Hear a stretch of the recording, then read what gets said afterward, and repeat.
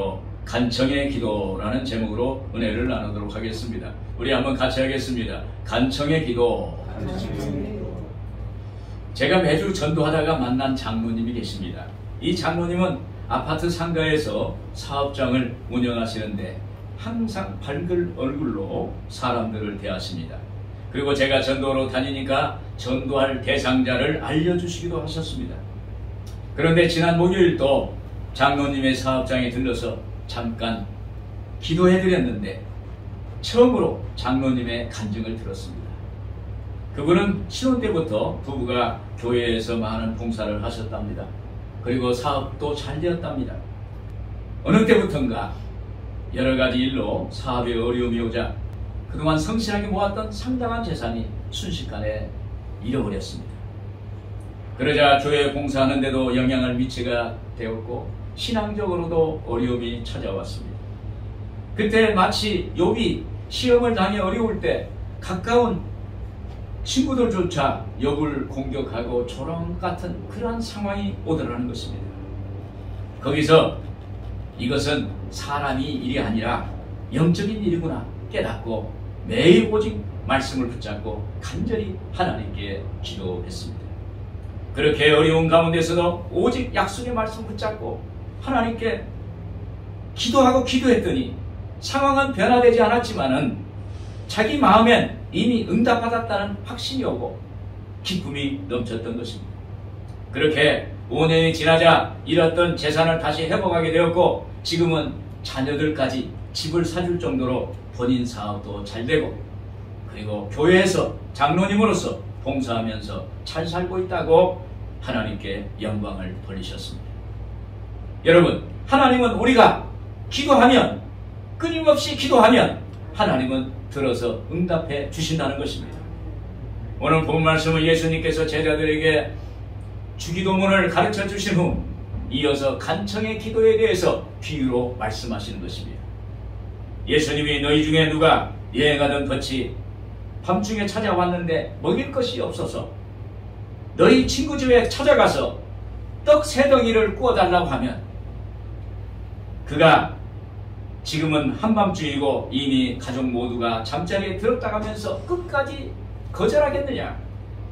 처음엔 거절했다가도 그 간청함으로 인하여 떡을 구워주는 것처럼 기도도 이렇게 하면 응답을 받는다라고 말씀하신 것입니다. 하나님 아버지는 떡을 달라는 자녀에게 더 좋은 성령을 주시지 않겠느냐 이렇게 말씀하시는 것입니다. 오늘은 본문 중심으로 간청의 기도라는 제목으로 은혜의 말씀을 나누겠습니다. 먼저 간청의 기도는 공감과 열린 마음으로 하는 기도입니다. 5절 6절을 같이 보시겠습니다.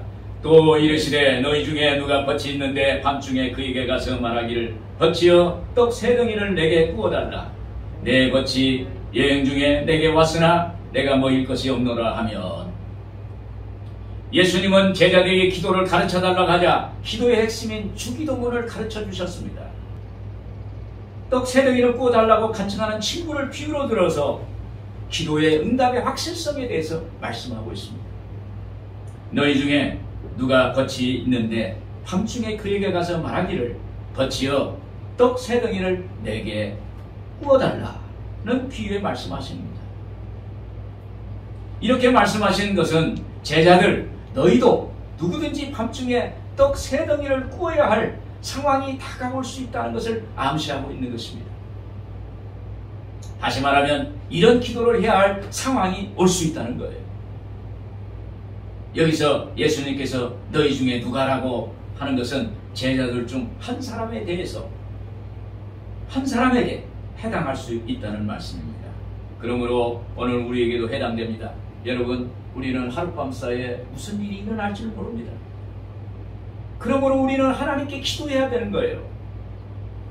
평생 감사라는 책을 쓴 목사님은 늘 하루가 지루할 정도로 평안했답니다. 그런데 어느 날 집에 있는데 어쩌다가 이쑤시개가 자기 발가락 사이에 박혔어요. 그래서 119 차를 불러서 병원 응급실에 실려가서 큰 수술을 했다는 그런 이야기가 있습니다. 그때 하루에 아무 일도 일어나지 않는 평온한 것에 대해서 하나님께 감사해야겠다라는 것을 깨달았다고 합니다. 여러분, 우리가 이렇게 밤중에 친구에게 찾아가 떡 3덩이를 꾸어야 하는 상황이 발생한다면 우리는 어떻게 할까요? 6절에 내 볕이 여행 중에 내게 왔으나 내가 먹일 것이 없노라. 주님이 말씀하시기를 밤중에 너희 중 누구 한 제자에게 여행 중인 친구가 찾아왔는데 먹일 것이 없어서, 줄 것이 없어서, 떡이 없어서 다른 친구에게 밤중에 찾아가서 떡을 구워달라고 했다는 것입니다. 여러분, 이렇게 밤중에 친구의 집을 방문하고 무슨 요구를 한다는 것은 큰 결례입니다. 그리고 사실 당시 떡 3덩이는 가족 한 끼 먹을 양식입니다. 그때 이스라엘 백성들의 생활에서는 쉽지 않는 그러한 부탁입니다. 그리고 낮에도 쉽지 않은데 그것도 밤중에 찾아가서 떡을 구워달라고, 빌려달라고 한다는 것은 정말 어려운 일이 아닐 수가 없는 것입니다. 그런데 이 제자는 어려운 상황에 처해 있는데도 아무런 망설임이 없이 자기가 부탁할 수 있는 친구를 찾아갔던 것입니다. 여기 제자는 무엇보다도 밤중에 떡 3덩이가 없으면 그 여행 가족들이 굶은 채로 밤을 새야만 한다는 딱한 사정을 이해하는 거예요. 여행하는 친구를 아끼는 마음으로 대하는 것을 봅니다. 열린 마음입니다. 사실 중동 지방에서는 사경을 헤매는 나그네를 돌보는 것이 미덕으로 그렇게 전해지고 있는 것입니다. 여기서 예수님은 여행객의 배고픔과 그들에게 필요한 쉼과 안식을 이해하고 공감하고 그리고 열린 마음을 원하시는 것입니다. 여러분, 기도하는 사람은 주님께 마음이 열려야 돼요. 사람들에게 마음이 열려야 돼요. 그 열린 마음에 하나님께서는 역사하시는 것입니다. 중요한 것은 우리의 마음입니다. 산상에서 하신 팔복 설교도 우리의 마음에 관한 얘기입니다. 심령이 가난한 자는 복이 있나니 저희가 천국을 볼 것이요.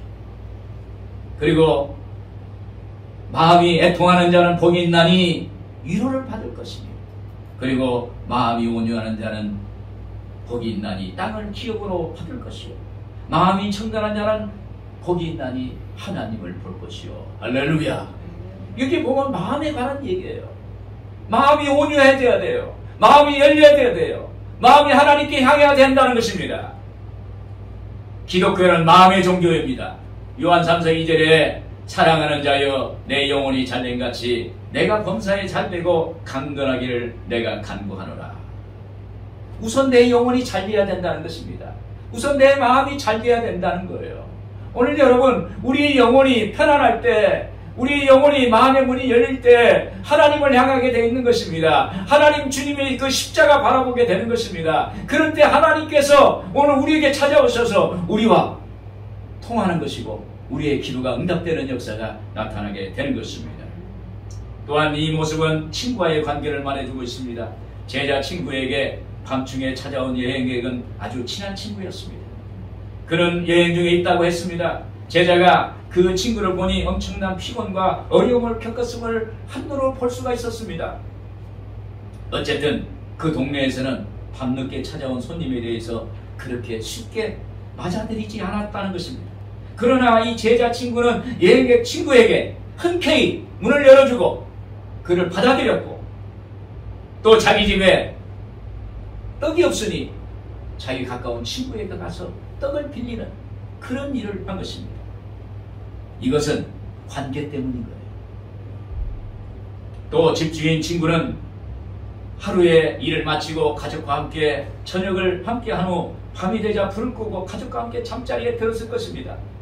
그런데 제자인 친구가 찾아와서 떡 3덩이를 구워달라고 말을 하는 거예요. 무리한 행동이었습니다.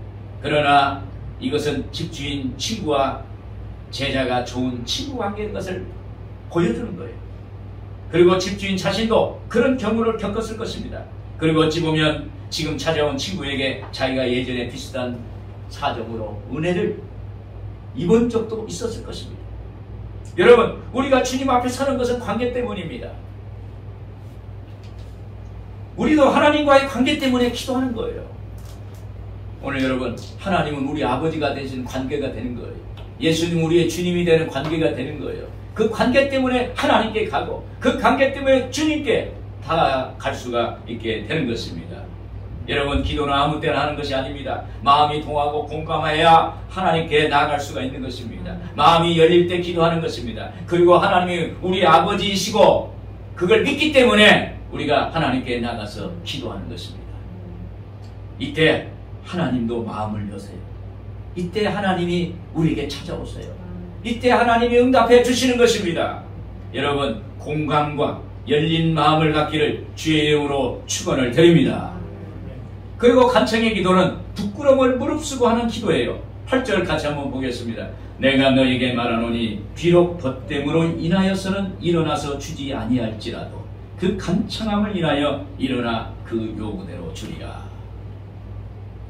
여기 본문의 말씀을 보면 그 간청함을 인하여라고 했으면, 이 말은 헬라어로 아나이데이아라고 하는데 신약성에서는 유일하게 사용된 명사로서 부끄러움이 없다, 뻔뻔하다, 이런 뜻을 말하고 있습니다. 원문은 그가 뻔뻔스러울 정도로 끈질기고 집요하게 매달렸다는 거예요. 그래서 제자는 이미 집주인 친구 부부와 자녀들까지 잠자리에 누웠는데 찾아가서 문을 두드리고 그리고 말을 걸고 자기 요구를 말하는 거예요. 여러분, 이런 일은 아무리 가까운 친구도 힘들어요. 친구 아무리 가까워도 밤중에 찾아와서 문을 흔들어대고 그리고 뭘 빌려달라고 뭘 해달라고 그러면 정내미가 뚝 떨어지는 거예요. 그렇게 어려운데도 그는 친구의 집을 찾아가는다는 것이 참 어렵다고 생각을 했는데도 그는 그에게 갔어요. 그 어려움을 무릅쓰고 부끄러움도 무시하고 이미 한밤중인데 친구의 집의 문을 두드려서 친구를 깨우고 용돈을 내었습니다. 용돈을 말했습니다. 그걸 떡을 다 빌려달라고 했습니다. 사실 그간의 떡 세 덩이는 그 어떤 것과도 비교할 수 없는 것입니다. 요즘으로 말하면 떡 세 덩이는 돈과 같아요. 여러분, 우리가 밥값이 없어서 밤중에 친구 집에 찾아가서 돈을 빌려달라고 하면 어떨까요? 자기 자존심 내려놔야 하고 그 창피함을 무릅쓰고 뻔뻔함으로 가야 하는 것입니다. 여러분, 하나님은 이럴 때도 우리를 받아주십니다. 할렐루야. 그런데 그 집주인 친구의 반응은 어떨까요? 그는 한밤중에 도움을 요청하러 온 친구를 안으로 받아들이지도 않고 문을 걸어 잠그고 방 안에서 귀찮듯이 냉정하게 말하는 것입니다. 7절 말씀 보시겠습니다. 그가 안에서 대답하여 이르되 나를 괴롭게 하지 말라. 문이 이미 닫혔고 아이들이 나와 함께 침실에 누웠으니 일어나 내게 줄 수가 없노라 하겠느냐. 여기서 괴롭게라는 뜻은 고생이나 근심이나 성가심을 의미합니다. 집주인 친구는 하루의 피곤함을 그 일을 마치고 얼마나 피곤했겠어요. 얼마나 어려웠겠어요. 피곤이 아마 몸에 쪄들었을 거예요. 그래서 가족들과 함께 저녁을 먹고 이제 불을 끄고 둘러 누워 있는 거예요. 잠을 자고 있습니다. 그런데 친구가 와서 그를 깼다는 거예요. 깨웠다는 거예요. 이미 그는 불쾌해졌을 것입니다. 또한 캄캄한 밤중에 일어나서 이미 닫힌 문을 열고 그리고 떡을 세 덩이를 찾아서 준다는 것은 너무 어려운 것입니다. 그러나 제자인 친구가 문 밖에서 가지도 않고 계속 문을 두드리는 것입니다. 떡 주세요. 떡을 주세요 하면서 떡 세 덩이를 외치고 있는 것입니다. 여기 제자인 친구는 떡을 얻어도 그만, 얻지 못해도 그만 미적지근한 태도로 하지 않았다는 것입니다. 또한 자기 배만 채우려는 이기적인 마음으로 구하지 않았습니다. 그는 먼 여행 중 굶주린 친구를 먹이려는 마음, 선한 동기, 절실한 필요에 의해서 끈질기게 간구했습니다. 오늘 이 말씀은 세상 친구에게도 뻔뻔함을 무릅쓰고 간청하여 해서 떡 세 덩이를 빌리는데 하물며 하나님께는 더욱 간청해야 되지 않겠느냐라는 말씀입니다. 할렐루야. 오늘 여러분, 하나님께 우리가 간청해야 될 줄로 믿습니다. 사람에게도 간청해서 그렇게 받아내는데 하물며 하나님께는 더 하나님께 간절하게 마음을 애쓰고 힘쓰고 해서 그때 기도하면 하나님이 응답을 주신다는 것입니다. 모리스라는 신학자는 이렇게 말했습니다. 우정으로는 해결할 수 없는 어려운 일을 부끄러움을 모르는 간청함으로 해결한 것이다 라고 이렇게 말을 하고 있습니다. 여러분, 이 비유의 말씀은 우리가 기도할 때 어떻게 기도할 것인지를 말씀하시고 끈질기게 기도해야 한다는 것을 말씀하시는 것입니다. 누가복음 18장 7절에 하물며 하나님께서 그 밤낮 부르짖는 택하신 자들의 원한을 풀어주지 아니하겠느냐, 그들에게 오래 참으시겠느냐. 할렐루야. 하나님께서는 밤낮 부르짖는 택한 자의 그 원한을 풀어준다는 거예요. 이 말씀은 누가복음 18장의 과부와 불의한 재판장의 이야기입니다. 여러분, 과부는 어렵습니다. 남편 없이 여성 혼자 살림을 꾸려야 하고 아이를 양육해야 하고 모든 사회생활도 자기가 다 부담하고 무거운 짐을 혼자 져야 하는 사람입니다. 이 과부에게 원한이 있어요. 누구도 자기의 원한을 풀어줄 수가 없습니다. 돕지 않습니다. 그래서 그 원한을 풀어줄 수 있는 재판장에게 갑니다. 이 재판장은 불의한 재판장이에요. 하나님도 모르는 재판장입니다. 그런데 불의한 재판장에게 매일 찾아가는 거예요. 매일 내 원한을 풀어달라고, 내 원한을 풀어주소서, 내 원한을 풀어주소서, 내 원한을 풀어주소서 반복해서 계속 찾아가는 거예요. 그때 재판장이 말을 합니다.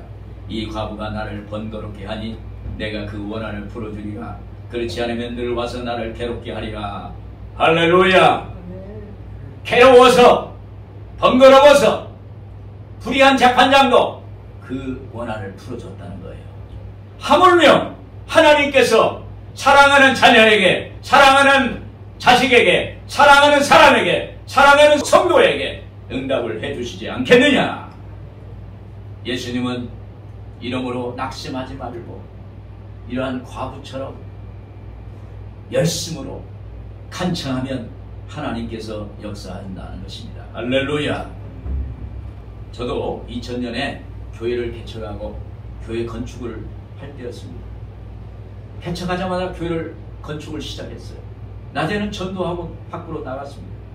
밤에는 기도원 산에 올라가서 밤새 기도했습니다. 그때 하나님께, 하나님, 교회를 세우려면 둥지가 있어야지 않겠습니까? 교회 건물이 필요합니다. 여기는 제가 온 것은 교회 건물이 없습니다. 교회 건물을 세우게 해주세요. 교회 건물을 세우려면 땅이 필요합니다. 하나님, 땅을 주세요. 하나님, 땅을 주세요. 하나님, 땅을 주세요. 하나님, 땅을 주세요. 하나님, 땅을 주시라고 기도원에 올라가서 매일 저녁마다 반복적으로 계속적으로 끊임없이 하나님께 기도하고 기도했더니 하나님이 땅을 주셨어요. 할렐루야. 그리고 땅이 주어졌으니 그 위에다가 건물을 지어야 될 거 아니에요. 건물을 짓는데 돈이 필요해요. 그래서 하나님께 그랬어요. 하나님, 이제 건물을 지어야 하는데 돈을 주세요. 돈을 주세요. 돈을 주세요. 단순하게 반복적으로 계속적으로 끈질기게 하나님께 다가가서 하나님께 부르짖고 했더니 하나님이 돈을 주셔서 교회 3층 건물을 세웠어요. 할렐루야. 여러분, 기도는 분명한 목표가 있어야 합니다. 기도 제목이 있어야 합니다. 건강이 필요하면 건강을 달라고 기도하는 것입니다. 돈이 필요하면 돈을 달라고 기도해야 합니다. 성령 충만을 원하면 성령 달라고 기도해야 되는 거예요. 그리고 계속적으로 반복적으로 응답이 올 때까지 하나님께 부르짖어야 돼요. 그러면 하나님이 응답을 주세요. 할렐루야. 오늘 성령은 그걸 말씀하고 있는 것입니다. 여러분들에게 부끄러움을 무릅쓰고 하는 기도 하시기를 주의 이름으로 축원을 드립니다. 끝으로 간청의 기도는 좋은 것을 주실 줄 믿고 하는 기도입니다. 13절에 같이 보겠습니다. 너희가 갈지라도 좋은 것을 자식에게 줄 줄 알거든 하물며 너희 하늘 아버지께서 구하는 자에게 성령을 주시지 않겠느냐 하시니라. 이 말씀은 우리의 기도를 들어주시고 응답해 주시는 분은 하나님 아버지시라는 거예요. 아버지와 자녀의 관계는 무슨 조건이 없습니다. 조건이 있을 수 없어요. 자식이라는 그 존재 자체예요. 그래서 아버지가 우리 가정을 책임져 주시고 내 인생길 가는데 버팀목이 되십니다. 그래서 영적인 자녀인 우리도 하나님 아버지 앞에 당당하게 나아가서 구하는 것입니다. 달라고 하는 거예요. 너희가 갈지라도 좋은 것을 자식에게 줄 줄 알거든 이라는 말씀은 자녀들이 왜 이렇게 달라고 합니까? 저희들이 무슨 권리가 있다고 아버지에게 와서 그렇게 당당하고 달라고 합니까? 라는 질문에 대한 답이에요. 악한 부모도 자기 자식에게는 좋은 걸 줘요. 이것은 자녀라는 자격이 있기 때문입니다. 그래서 그 부모의 자녀이기 때문에 당당하게 대담하게 하나님 앞에 나아가는 것입니다. 예수님이 죄인인 우리를 위해 십자가에 죽으심으로 우리로 하나님 자녀되게 하셨어요. 그래서 우리는 하나님의 자녀예요. 하나님을 아버지라고 부른 것입니다. 하나님 아버지, 하나님 아버지, 하나님 아버지 부르는 거예요. 부르면 아버지가 우리의 필요가 무엇인지를 이해하시고 알고자 하시고 그리고 그 필요에 하나님이 공급해 주시는 것입니다. 히브리서 10장 19절에서 20절에 형제들아 우리가 예수의 피를 입어 성수에 들어갈 담력을 얻었나니 그 길은 우리를 위하여 휴장 가운데 이루어놓으신 새로운 살 길이요. 여러분 우리는 예수님의 피로 하나님이 계시는 성수에 들어갈 자격을 얻은 거예요. 담력을 얻은 거예요. 예수의 피로 말미암아 죄인은 하나님께 설 수가 없는데 그런데 예수님의 십자가 피로 말미암아 우리가 하나님의 성소 하나님이 계신 그 집에 들어갈 수 있는 자격을 얻은 거예요. 그래서 하나님께 기도하는 것입니다. 하나님 만날 수가 있는 것입니다. 하나님 음성을 들을 수가 있는 것입니다. 하나님의 능력을 받을 수가 있는 것입니다. 요즘 이런 말을 들었어요. 공직에서 은퇴를 하고 그동안 쉼 없이 살아왔고 그래서 시간이 나서 부부간에 해외여행을 좀 다녀왔답니다. 그런데 어느 날 자녀가 오더니 할 말이 좀 있다는 거예요. 그래서 무엇이냐고 물어봤어요. 그랬더니 아버지 돈을 그렇게 많이 쓰면 어떻게 해요? 이렇게 하더라는 것입니다. 이 말은 자기 몫이 줄어들지 않냐고 하더라는 거예요. 여러분 이같이 해서는 안 되겠지만 본질은 그렇다는 거예요. 요즘 자녀들은 당당합니다. 맞습니다. 자녀에게는 받아야 할 상속이 있어요. 당당해 내가 받아야 할 상속분이 있다는 것입니다. 그런데 하나님 아버지는 하늘 복에 넘치게 갖고 계셔서 모자람이 없는 그 하나님이시기 때문에 우리는 얼마든지 하나님께 가서 달라고 하면 하나님이 우리에게 부어주실 줄로 믿습니다. 또 기도는 이와 같이 하라는 것입니다. 신뢰를 갖고 확신을 가지고 하나님께 기도하는 것입니다. 9절에 구하라 그러면 너에게 주실 것이요 찾으라 그러면 찾아낼 것이요 문을 두드리라 그러면 너에게 열릴 것이니 야고보서 4장 2절에 너희가 얻지 못하면 구하지 아니하기 때문이요. 여러분 우리가 얻지 못하면 구하지 아니하기 때문에 구하라 그러면 주실 것이다. 두드리라 그러면 열린다는 거예요. 찾으라면 찾을 것이라는 거예요. 이것은 분명히 하나님의 확실성을 기도의 응답에 대한 확실성을 우리에게 보여주시는 것입니다. 제가 기도원에 사역할 때입니다. 문제가 있는 분들이 많이 기도원에 오십니다. 그런데 제주도에서 오살리 기도원까지 오신 분이 있었어요. 할아버지가 오셨어요. 근데 어떻게 오셨냐고 제가 물어봤어요. 그랬더니 허리가 좀 안 좋아서 금식기도 3일 금식기도 하겠다 그래요. 그러면서 자기는 3일 금식기도를 하면 바로 응답이 온다고 하면서 확신에 찬 얼굴로 저에게 말씀하셨어요. 그래서 제가 그분을 놓고 기도해 드렸습니다. 그런데 진짜 이 할아버지 집사님은 3일째 되니까 아픈 허리가 다 낫고 응답받고 성령 충만 받고 제주도로 내려가는 것을 제가 봤어요. 할렐루야. 하나님 아버지를 제대로 믿은 거예요. 하나님께 기도해서 병도 고치고 성령 충만도 받고 하나님의 영 예수의 영 세상의 어떤 것보다 비교할 수 없는 하나님을 모시고 제주도로 가시는 것을 제가 보았습니다.